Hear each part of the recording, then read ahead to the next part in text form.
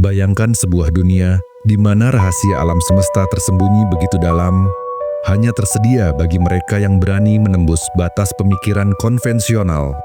Suara angin berbisik di lorong waktu, menuntun jiwa-jiwa pencari ke pintu gerbang pengetahuan terlarang.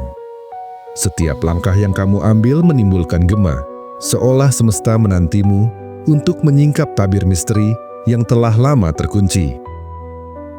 Di balik bayangan realitas sehari-hari, terdapat 7 prinsip esensial hukum hermetik undang-undang kuno yang mengatur segala ciptaan dari zarah terkecil hingga galaksi terjauh.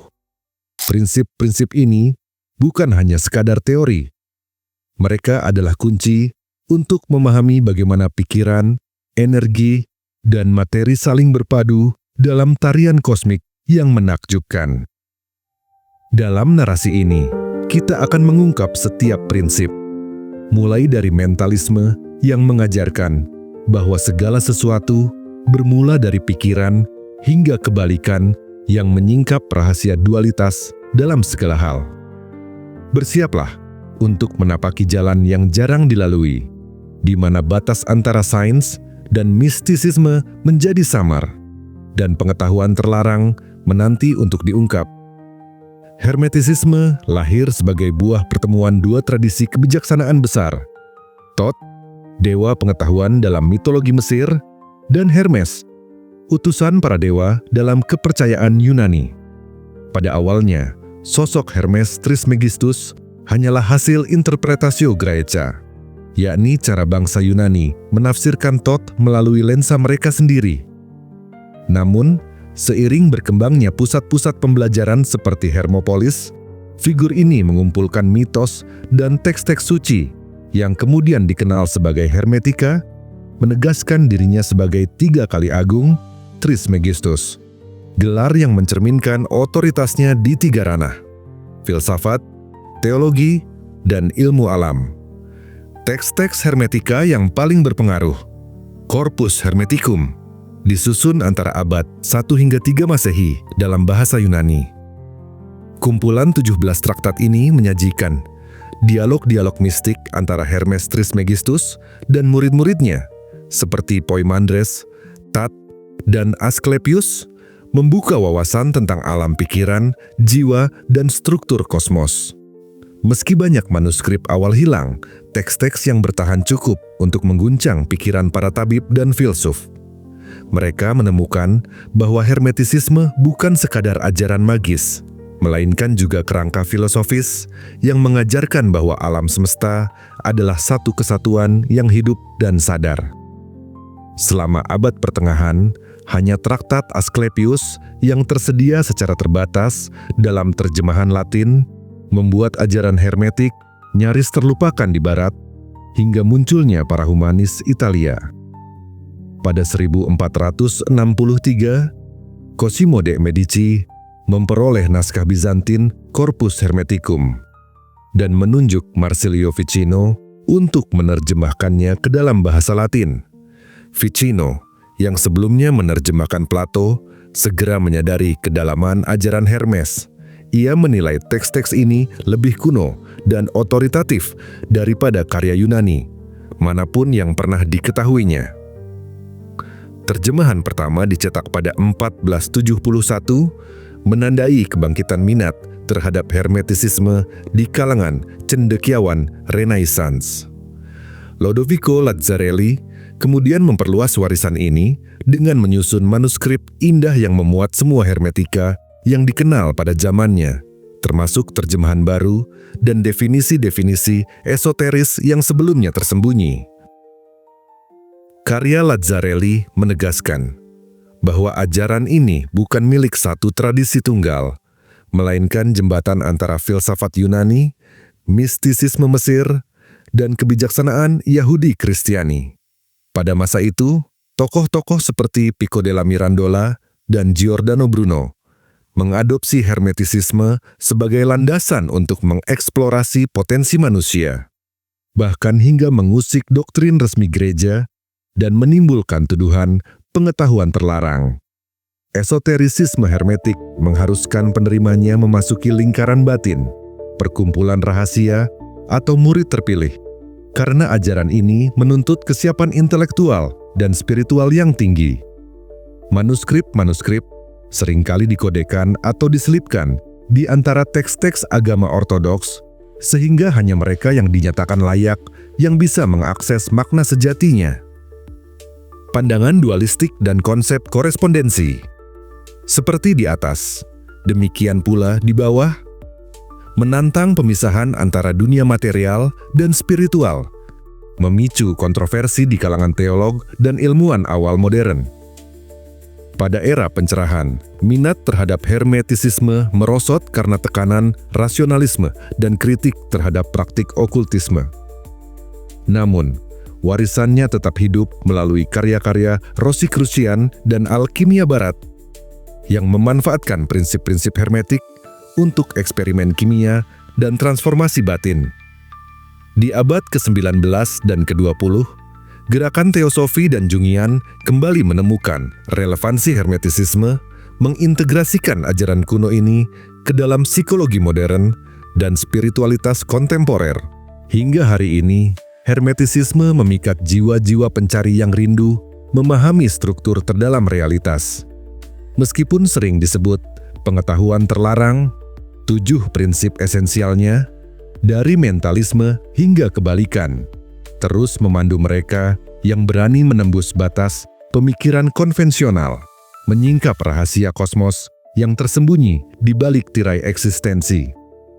Menurut Kybalion, "The all is mind, the universe is mental." Semua realitas sejatinya adalah pikiran agung yang memanifestasikan dirinya sebagai jagat raya. Bayangkan seorang seniman batin yang duduk di ruang hampa, memusatkan niatnya pada seonggok tanah liat. Dalam kesunyian, ia membayangkan patung angsa yang anggun, merasakan lekuk-lekuk leher dan bulu halusnya. Seiring intensitas bayangan itu semakin kuat, tanah liat pun seolah mendengarkan bisikan pikirannya, membentuk diri, mengeras, dan menjadi angsa yang tampak hidup. Begitulah pikiran ketika difokuskan dengan kehendak, membentuk realitas fisik seolah alam semesta hanya menunggu perintah sang pemikir untuk mewujud. Sebagaimana di atas, demikian pula di bawah. Sebagaimana di bawah, demikian pula di atas. Hukum ini menegaskan bahwa pola kosmik tercermin dalam skala mikro, dan sebaliknya. Di puncak gunung, aliran kabut menari mengikuti irama angin, membentuk gulungan lembut sebelum menguap. Di dalam hati manusia, perasaan kebingungan juga mengalir, seperti kabut yang tidak tahu harus kemana. Namun, ketika kita menyelaraskan angin, pikiran, mengarahkan niat dan kesadaran, kabut kebingungan itu mengendap, membuka panorama batin seluas samudra. Alam dan jiwa bergerak dalam korespondensi. Memahami satu berarti mengerti yang lain. Nothing rests, everything moves, everything vibrates. Segala sesuatu dari bintang di langit hingga butir pasir di gurun memiliki frekuensi getaran yang unik. Bayangkan, seorang pengelana di tengah tom hutan menutup mata dan mendengar simfoni alam, desiran daun, nyanyian burung, gemericik air. Setiap nada bergema dalam dada, seakan menyalakan resonansi kosmik.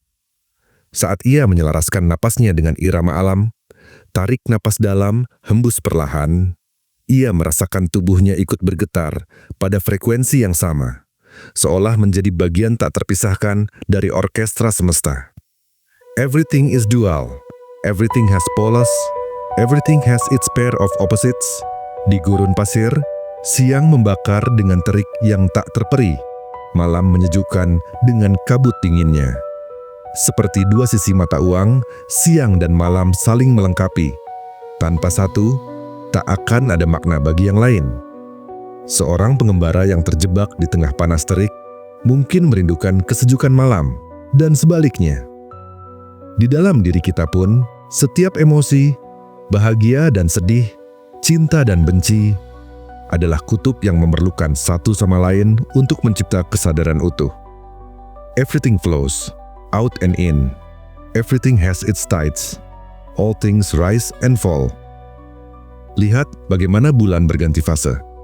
Sabit, purnama, mati, lalu kembali bersinar. Laut pun naik turun, pasang surut mengusap pantai dengan ritme abadi. Dalam kehidupan, kebahagiaan dan kesedihan silih berganti. Seorang petani memahami ini. Panen melimpah di satu musim, ladang terhampar gersang di musim lain. Namun, ia tahu setelah kelesuan datang, masa subur akan kembali. Mengerti ritme berarti bersahabat dengan perubahan, menerima pasang surut sebagai bagian alami perjalanan. Every cause has its effect. Every effect has its cause. Chance is but a name for law not recognized. Seorang pelaut menabur benih di dasar laut dengan sabar menunggu musim berpindah angin hingga ikan berkumpul di sekitar jala.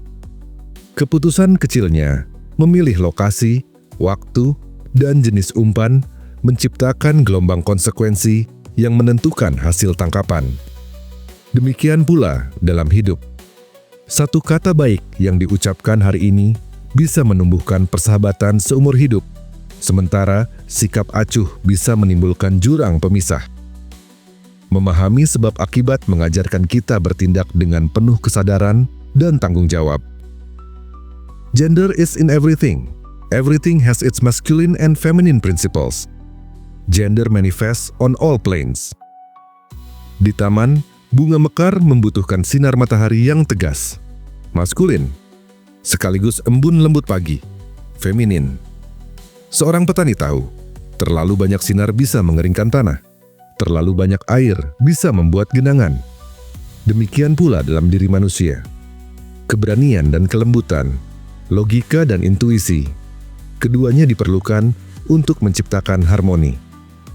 Seorang pemimpin yang bijak memadukan ketegasan dalam keputusan dengan empati terhadap orang lain, menyadari bahwa keseimbangan gender batinia adalah kunci keberhasilan sejati. Ketujuh prinsip hermetik kini semakin relevan dalam berbagai disiplin modern, dari pengembangan diri hingga riset ilmiah.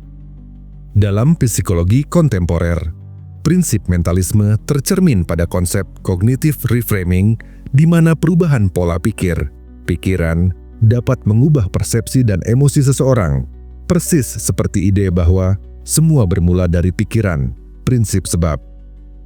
Akibat selaras dengan teori behavioral conditioning, di mana setiap tindakan menimbulkan konsekuensi, membentuk kebiasaan dan karakter individu. Bahkan dalam fisika modern, gagasan prinsip vibrasi menemukan padanan di teori medan kuantum.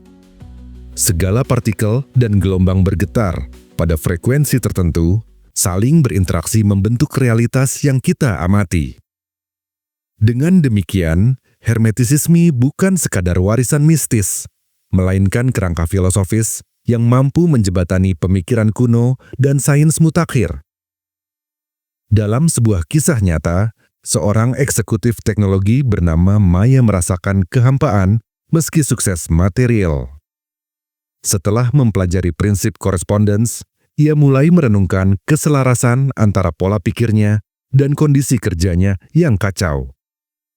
Dengan meditasi harian dan jurnal reflektif, alat praktis untuk melihat di dalam diri, Maya berhasil menyelaraskan ritme batinnya dengan tuntutan pekerjaan, meningkatkan produktivitas, sekaligus mengurangi stres kronis.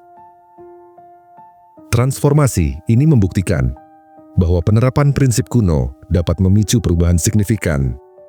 Dari beban mental menjadi sumber kekuatan, dari disfungsi emosional menjadi keseimbangan holistik. Hari ini, hermetisisme terus menginspirasi berbagai gerakan spiritual dan intelektual. Praktik mindfulness dalam tradisi Buddhis, misalnya, selaras dengan prinsip ritme dan polaritas, mengajarkan kita menerima pasang surut pikiran dan emosi sebagai bagian alami eksistensi. Sementara itu, tokoh-tokoh seperti Carl Jung memanfaatkan prinsip correspondence untuk memahami simbol-simbol alam bawah sadar, menghubungkan wawasan mistik dengan teori psikologi analitiknya. Di era digital, aplikasi biofeedback dan neurofeedback bahkan memadukan prinsip vibrasi dan mentalisme untuk melatih frekuensi otak yang optimal. Dengan demikian, warisan Hermes Trismegistus tak pernah usang. Ia terus beresonansi, memberikan peta batiniah dan metodologi praktis untuk menavigasi tantangan modern, menyusuri jejak hermetisisme dari naskah kuno hingga praktik kontemporer. Kita telah melintasi lanskap pikiran dan materi, menggali makna segala sesuatu, bermula dari pikiran hingga merasakan denyut getaran kosmik yang menghubungkan jiwa dan alam. Kita memahami bagaimana pola seperti di atas, begitu di bawah, tercermin dalam struktur atom dan kehidupan batin, serta bagaimana dualitas dan siklus alam menuntun kita pada harmoni batiniah. Prinsip sebab akibat menegaskan tanggung jawab setiap tindakan, sementara keseimbangan maskulin-feminin mengajarkan kita menyejajarkan logika dan intuisi demi kehidupan yang lebih utuh. Merenung sejenak, mungkin kita menemukan bahwa di balik setiap tantangan, mulai dari konflik internal hingga krisis global, tersimpan pesan mendalam yang menanti untuk diuraikan. Dengan menerapkan prinsip mentalisme, kita dapat membentuk ulang persepsi negatif menjadi peluang pembelajaran. Melalui prinsip ritme, kita belajar menerima pasang surut emosi dan produktivitas sebagai bagian alami pertumbuhan. Bahkan dalam dunia yang didorong data dan teknologi, kesadaran akan vibrasi dan korespondensi membuka pintu bagi inovasi yang berpijak pada nilai kemanusiaan. Menggali pengetahuan terlarang ini bukan sekadar memuaskan rasa ingin tahu. Ia adalah panggilan untuk menemukan potensi tersembunyi dalam diri. Saat kita menembus batas konvensional, membuka diri pada ajaran kuno yang telah melewati ribuan tahun, kita meraih kunci untuk menjadi pribadi yang lebih bijaksana, siap menari dalam harmoni kosmik, dan menorehkan jejak cahaya di setiap sudut realitas. Jika Anda merasa bahwa ada bagian dari diri Anda yang belum sepenuhnya terungkap, jika Anda merasakan getaran halus dari sesuatu yang lebih besar sedang memanggil, maka inilah saatnya untuk melangkah lebih dalam. Jadikan prinsip-prinsip hermetik sebagai kompas pribadi Anda. Pelajari lebih lanjut, renungkan, praktikkan, buka ruang dalam hidup Anda untuk transformasi sejati, mulai dari hal kecil yang bermakna. Terima kasih telah mendengarkan kisah ini sampai selesai. Semoga teman-teman semua terhibur dan menyukainya. Jika teman-teman ingin mendengar kisah-kisah menarik lainnya, jangan lupa untuk like, komen, dan subscribe. Dukung terus channel ini agar lebih berkembang dan memberikan konten-konten menarik lainnya. Labirin Kisah.